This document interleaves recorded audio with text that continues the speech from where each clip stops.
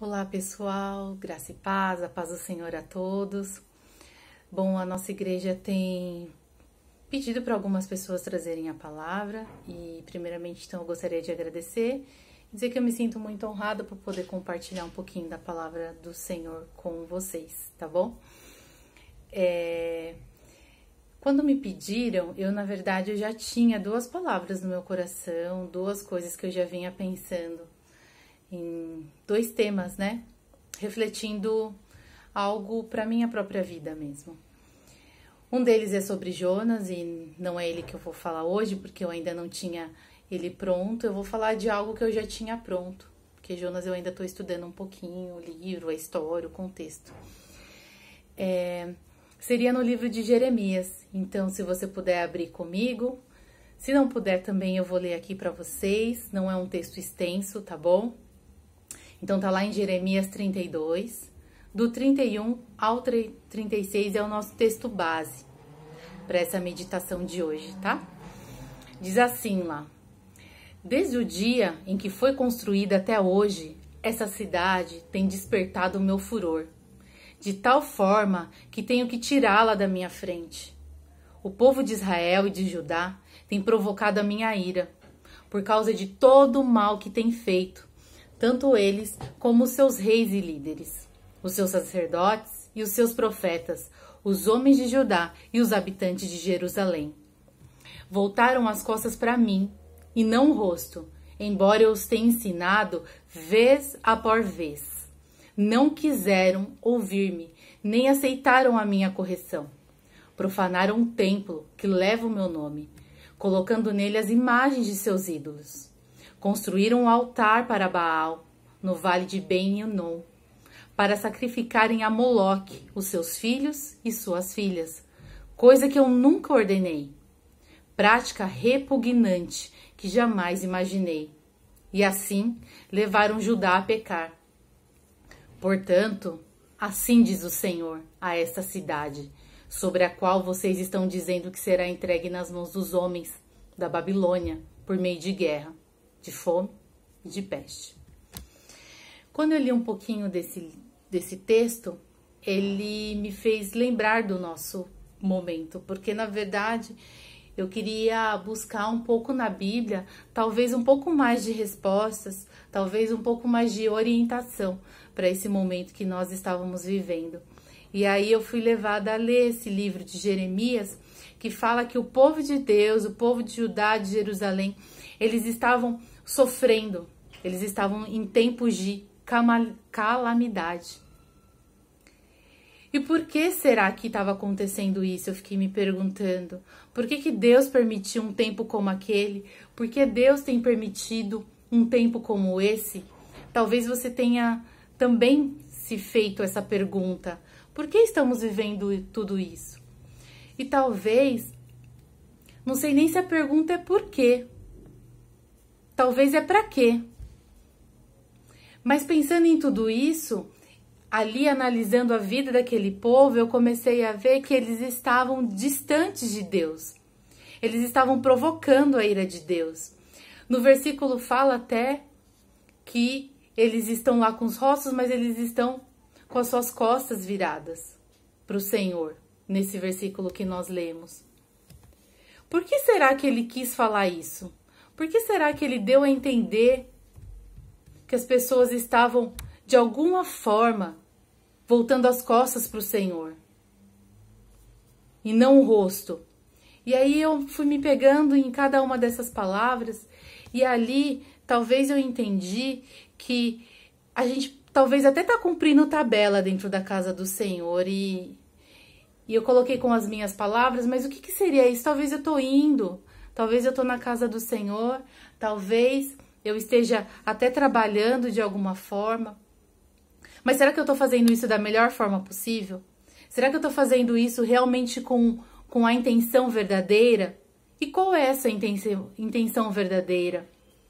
Aquelas pessoas ali naquele tempo que Jeremias, o livro de Jeremias está retratando, fala que as pessoas estavam distantes de Deus, estavam falando que aquelas pessoas estavam provocando a ira para Deus, que aquelas pessoas se viraram contra Deus, não deram ouvidos à palavra do Senhor. E pior ainda, trouxeram abominações para dentro da casa do Senhor. Será que essa palavra não tem um pouco de proximidade com aquilo que a gente está vivendo hoje? E essa pergunta eu me fiz.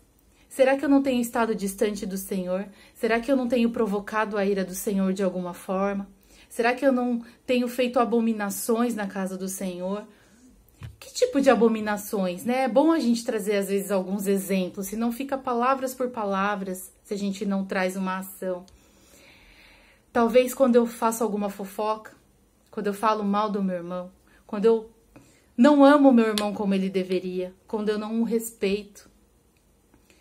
Tudo isso para mim é abominação na casa do Senhor, porque o Senhor odeia a fofoca. O Senhor, Ele quer que nos amemos uns aos outros. Ele quer que eu o ame acima de todas as coisas. Qual é a minha real intenção em estar na casa do Senhor? Qual é a minha real intenção? O que será que eu realmente, quando eu vou para a casa do Senhor ou quando eu estou buscando a presença dEle, será que eu tenho interesses próprios? Ou estou fazendo isso porque eu o amo de todo o meu coração? Então eu comecei a refletir e encontrei proximidades do que aquele povo estava vivendo com o que nós estamos vivendo nesse tempo de calamidade, num tempo em que uma doença está colocando nações de joelho, prostradas, sem mal saber o que devem fazer. Então eu creio que este tempo que Deus tem nos permitido viver é porque Ele tem propósitos. E para mim, um dos propósitos é nos lembrar da grandeza dEle. É nos lembrar do tamanho que Ele tem. É nos lembrar que nós não somos nada sem Ele. Que não importa se somos um país de primeiro, de segundo ou de terceiro mundo.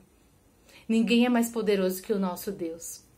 E um dos versículos que nos lembram da grandeza do Senhor e que fala da grandeza dEle está ali em Deuteronômio 10:17, que diz assim: pois o Senhor, o seu Deus, é o Deus dos deuses, é o Deus soberano dos soberanos. Ele é o grande Deus, Ele é poderoso e Ele é temível. Ele não age com parcialidade e nem aceita suborno. O nosso Deus não aceita suborno. Ah, Senhor, eu vou para a tua casa, eu vou fazer a tua obra. O Senhor me dá isso? Não, tá errado. A gente precisa fazer de todo o coração. E se a gente não tem esse desejo no nosso coração, a gente pode pedir para Ele. Porque na palavra diz que Ele tanto opera no querer quanto no efetuar. Isso tá lá na palavra dEle, na Bíblia. Dá um Google aí que você acha. Então o que a gente precisa é nos lembrar. Primeiramente, nos lembrar de quem Deus é. E que não existe nada maior do que Ele. Não há poder, não há ciência, não há nada sem Ele. E também me fez lembrar que o Senhor, Ele repreende, Ele disciplina que Ele ama. Tá lá em Apocalipse 3:19. Então nós estamos sendo disciplinados e repreendidos porque o Senhor nos ama. E porque Ele nos quer. E porque o propósito dEle é que um dia eu e você estejamos com Ele nos céus. Que vai ser a nossa eterna morada. Que estejamos junto com Ele na Nova Jerusalém. Mas para isso acontecer, lá em Apocalipse 3:19 também continua assim. Por isso, tem uma condição para tudo isso. Nós precisamos ser diligentes e precisamos nos arrepender. Nós precisamos fazer as coisas, então, da melhor maneira possível. Será que eu estou fazendo o que eu preciso fazer da melhor maneira possível? Será que eu estou me dedicando ao meu Deus da melhor maneira possível? E depois de tudo isso, será que eu estou me arrependendo? Porque todos os dias são maus. E a nossa natureza é inclinada para o mal. Ou seja, todo dia a gente faz alguma coisa de errado. Ou em pensamento, ou em atitudes, ou em palavras. E a gente precisa então se arrepender todos os dias. Pelo menos eu penso assim. E se a gente for falar um pouquinho da palavra arrependimento, a gente pode se voltar um pouquinho lá para o grego, né? No contexto desse Apocalipse 3:19, esse arrependimento vem da palavra metanoia.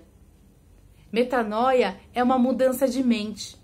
Então, eu gosto de pensar que, de repente, a gente está num caminho certo com Deus, a gente está indo e, de repente, a gente se desvia.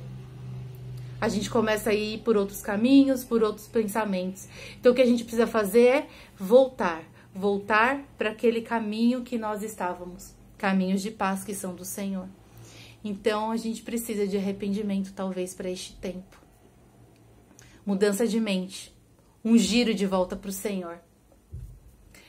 Não quero me estender muito, mas, resumidamente, eu creio que o Senhor nos permite viver esse tempo de calamidade, esse tempo de doença, para que nós possamos nos voltar a Ele. Para que nós possamos nos lembrar de que Ele é o Todo-Poderoso, de que Ele está acima de toda ciência, de toda política, de todas as coisas. Ele é o Deus soberano. Então, que nós possamos aprender o que nós temos que aprender. Que nós possamos ser diligentes, fazer as coisas da melhor maneira possível. E que nós possamos nos arrepender do tempo que nós podíamos buscar ao Senhor e não buscávamos. Do tempo que nós podíamos estar na igreja e não estávamos. Do tempo que nós podíamos abraçar os nossos irmãos e nós não abraçamos e hoje sentimos falta. Então, como eu falei, essa é uma palavra que Deus trouxe para mim, né? Tudo isso que eu falei serviu para mim. E eu espero que a palavra do Senhor ela alcance, porque a palavra do Senhor ela é como uma faca de 2 gumes, onde ela passa, ela vai fazendo separação. Então, que Deus traga a separação daquilo que é dele e daquilo que não é dele. Que Ele traga luz para nossa mente, fogo para o nosso coração. Como diz lá em Jeremias, para fechar aqui a nossa palavra, depois que a gente conseguir cumprir todas essas etapas de nos rendermos e de nos humilharmos, quem sabe a gente possa viver como está em Jeremias 32:42, que diz assim: assim diz o Senhor, como eu trouxe toda esta grande desgraça sobre este povo, também lhes darei a prosperidade que lhes prometo. Então, que nós possamos esperar do Senhor, que nós possamos nos voltar a Ele, que nós possamos amar a Ele e ao nosso próximo e fazer as coisas com mais diligência. E lembrar que todo dia é dia de arrependimento. No mais, eu agradeço a oportunidade, espero que de alguma forma essa palavra que tanto me ajudou também te ajude. E quem sabe em breve estaremos próximos, se Deus quiser. Amém? Um abraço a todos, fiquem com Deus.